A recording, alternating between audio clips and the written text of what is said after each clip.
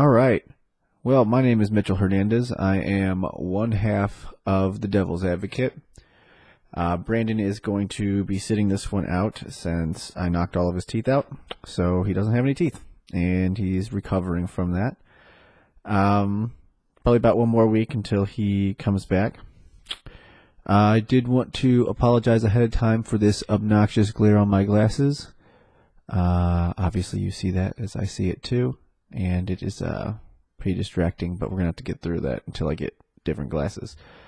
Anyway, the topic of today is April 23rd, 2017, and France has just had round one of their presidential elections. Now, at the time of this recording, let's take a look at it right now. Looks to be about 93% of the results have come in, putting Marine Le Pen in second place to Emmanuel Macron, who kind of just showed up out of nowhere. So it looks like those are the two that are going to come out ahead. And the way that the French presidential election works is basically someone needed to win 50% of the vote today. That didn't happen. So what's going to happen at that point? And there was 11 candidates, so obviously, not someone probably wasn't going to take it all unless they were wildly popular. So it looks like what's going to happen is there's going to be a runoff that's going to take place on May 7th. And the way that it works is basically whoever the top two are go head to head. So I was going to do a thing earlier. There were a couple other candidates, Bonnet Hamon, the Socialist Party, François Fillon, the Republican Party, Jean-Luc Mélenchon, Unsubmissive France, a couple other. Those are kind of like the major candidates, but really all we need to focus on is Marine Le Pen and Emmanuel Macron. So I thought I'd kind of go through some of them, and we'll see how it goes. So we'll start with Marine Le Pen, because obviously she, for a very long time, was kind of viewed as,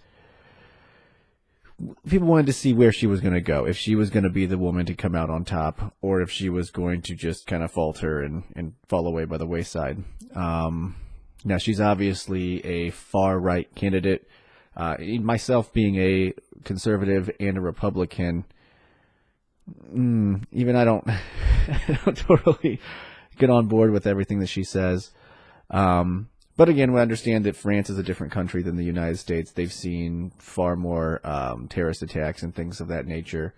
Being in the European Union, dealing with all of those problems.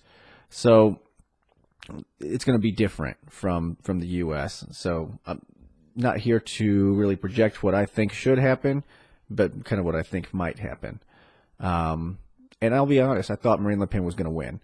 I thought for sure she was going to pull this one off. I hadn't heard much about this Emmanuel Macron and him being a kind of moderate, independent, middle-of-the-road candidate, especially whenever a lot of places in the European West is getting swept up by this conservative movement, this right-wing movement. I thought that this was her time and that she was going to just outright win. Now, obviously, as the election got closer, I realized that she's not going to outright win, but that I figured she would be the one on top. And to be fair, I mean, it looks like right now, as I'm recording this, Emmanuel Macron has 23.9% of the vote to Marine Le Pen's 21.4%. So 7% left to report, but I doubt it's going to sway too much. So she's 2.5% below him. Now, Fillon was he's less than 2% below her. So unless something sways drastically and she gets eliminated, I'm just going to assume that's not going to happen. Now, it's not a good idea ever to assume, but I'm going to take a chance here. So Marine Le Pen, I thought I'd go through a couple of her quotes. She's had a couple of them that are pretty intense, but some that I also agree with. One here, let's see here. I think France should be free, independent, and be the cultural heart of the world, because those play a balance in the world. Obviously, I'm going to agree with that. She's a nationalist. She believes in her country, and I think that that's fine. That's absolutely something that I think the French could get behind, especially in these times where things are so chaotic and there's so much going on in the world, it's okay to get behind your own country and say this is what we believe, which I think that a lot of people obviously coming out and supporting her has seen. Now she has some more controversial statements, such as Islamist terrorism is a cancer on Islam, and Muslims themselves must fight it at our side. Again, it's that whole Islamic terrorism is a cancer on Islam.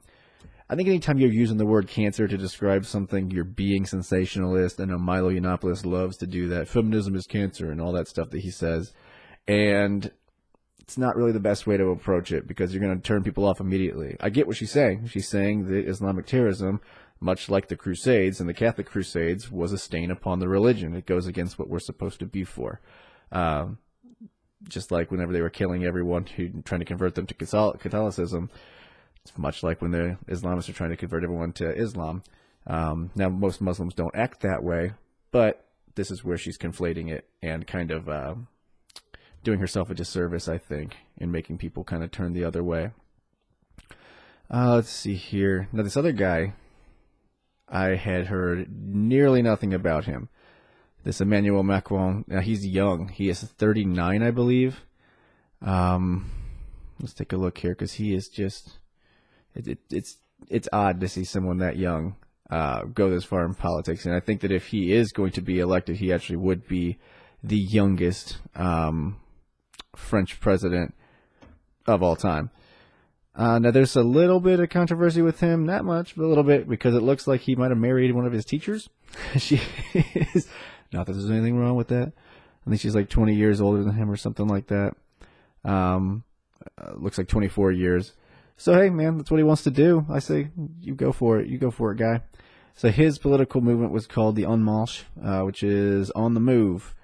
And when I was going through some of his quotes, nothing really stood out to me. They kind of went through some of his, a few of the things that he's for.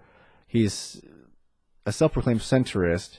He says he aims to reconcile the two Frances that have been growing apart for too long. And that's a message that I think people can actually get behind. I think that that's something that we see in the United States, where there's so many of us that are like, we're done. We're done with Congress. We're done with these guys who just are playing partisan politics and not getting along just to not get along. Just, oh, well, you screwed me over last time, I'll screw you over this time. Which, satisfying as it may be, in the real world, it doesn't help for running a country. And after so long, we want it to stop. So it looks like, let's be honest, because right now with their current president, François Hollande, is a socialist, and a lot of the people don't think that his policies have worked. He very controversially tried to do a 75% higher income tax bracket, which completely backfired, sent a bunch of people running to Russia, actually, who has a 7% flat rate. And it didn't seem to work. Now, François Hollande has been pretty hard on fighting ISIS and doing things like that, which I definitely have commended him for, because I think that our allies should be joining us in that fight. But then again, France, as I said previously, has faced a lot of different attacks.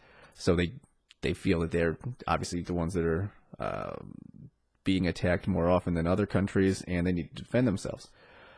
So I understand, though, why this Macron guy's reconcile the two sides would be appealing. So he advocates business-friendly economic policies that aim to loosen France's labor laws.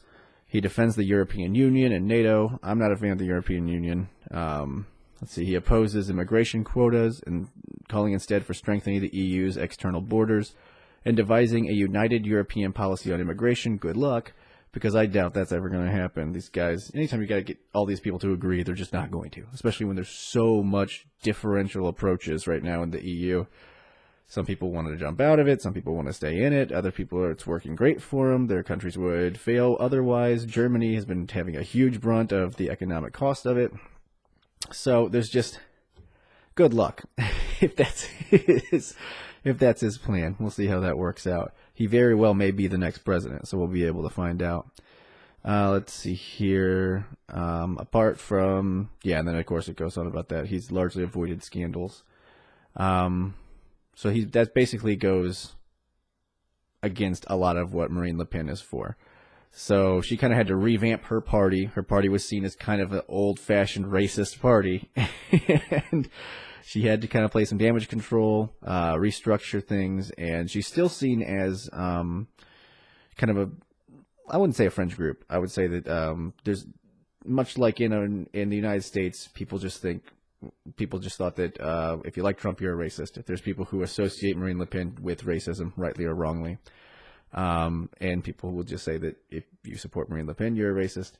Kind of works that same way. But she's tried to kind of rebrand the image so as not to get that claim as often. But she's taken a hard line stance on a lot of things. She has claimed that she's going to close the borders. She wants to cut immigration to 10,000 people per year.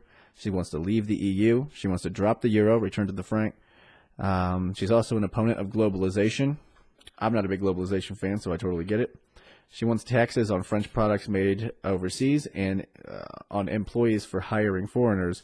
She also advocates closer ties to Russia and pulling France out of NATO.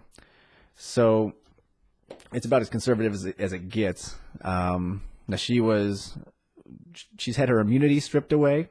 So she posted a couple of pretty intense, I believe they were ISIS executions or something along those lines, where she said that, and she posted it on social media and said that people needed to see it. They need to see what's out there, which I agree with. I've made myself watch a few of those videos, ones that I can stomach, and they're not good. But I feel that it's not my duty, but it's kind of I feel sort of obligated that I need to see what's out there in order to understand what we're fighting. Because it's one thing to sit back and say, oh, we're fighting ISIS, so the bad guys. But you got to see it. You got to see them manipulating the children to go out and actually have these kids murder these other people for just the simple crime of not being exactly what they believe, being the same religion, and not even being what they think is the right version of that religion. And I think that's evil. And I think that you got to see it in order to fight it. So I don't commend, I wouldn't say, what she did, but I understand why she did it. So apparently that's against the law. You can't do that. And stripped her of her immunity, so we'll see where that goes. She also got into a bit of a controversy whenever she was meeting with, I'm not going to remember it at the moment. She was meeting with someone who wanted her to wear the headscarf, the burqa and all that, and the veil. And she absolutely refused. And basically the meeting broke down and she ended up leaving. And again, I think that that's great. But then I've also heard her say, I believe that she wants to outlaw the burqas and the headscarves and all that, which to me doesn't make any sense because that's kind of the exact same thing. If this guy's over here saying all women must wear it, well, I view that as oppression to women. They're forced into something that maybe they agree with, maybe they don't. But if you say, well, we're going to outlaw it because we don't agree with it, well, now you're saying that even women who want to wear it can't wear it. So I still see that. How is that not the same sort of oppression? So I got an issue with that. But basically, that's kind of where she runs along. And I guess we'll have to see. This guy, Emmanuel Macron, I have gone through some of he's got just these kind of cookie cutter statements that don't really, make much. I am not just a liberal movement. I come from the progressive left. I am trying to refresh and counter the system. Okay. The key message is to be innovative, be ambitious, think global and big on day one. Okay. It's just kind of these things. We're not isolated from the world. The world knocks on our door. You're right. And then this one's kind of weird. He says, you can block a marriage, but you cannot force a marriage. What are you talking about blocking a marriage? You're going to block no marriages. So I haven't heard enough from this guy. I'm looking forward to the presidential debate. I haven't seen what day it is, but I'm going to find a way to stream it and get my hands on it and hopefully translate it. I have taken 2 semesters of French. That's right.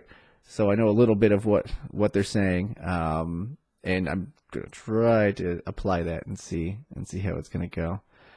I don't want to go too far in this video. We're already at 15 minutes. Damn.